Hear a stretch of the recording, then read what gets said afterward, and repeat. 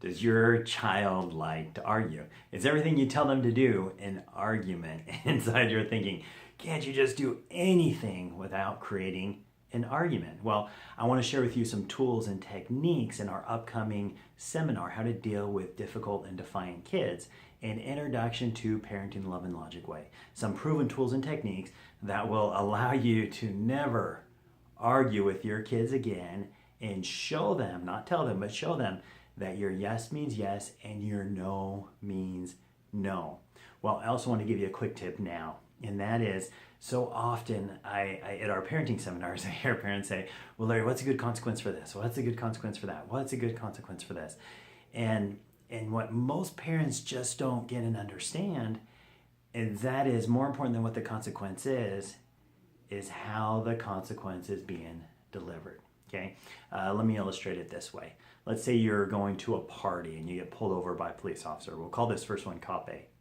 And Cop A pulls you over, tells you what a horrible person you are, yells at you, throws you the ticket. Well, you go into that party, what do you say to everyone there? Well, more than likely it's going to be, well, that cop is a jerk. He didn't need to be so mean. And who are you going to tell? Probably everyone at that party. Okay, and let's contrast that with police officer B, who pulls you over and says, oh man, this is a bummer. Oh, you were going 10 miles over. I got to write you a ticket. Let me try and get you on your way as soon as possible. He comes back to the window and says, hey, if you haven't been to traffic school in a year, you can do that. If you just want to pay the fine, you can. If you want to contest it, hey, whatever works best for you, man, I hope you have a better day. And then Cop B hands you the ticket, and what do you say? More than likely you said, thank you. Well, you go on to that same party, and has your story changed? And if so, what is it? More than likely, you're probably saying, oh, I was speeding, but the cop was really nice. You see, the consequence was the exact same from Cop A and Cop B. Both wrote you a ticket, but which one left you blaming the authority figure and which one left you blaming your choice? You see, when we yell, when we get angry, and when we lecture our kids and our teens, we take ownership of the problem. They're no longer thinking about what they've done. They're thinking about what a jerk mom and dad are.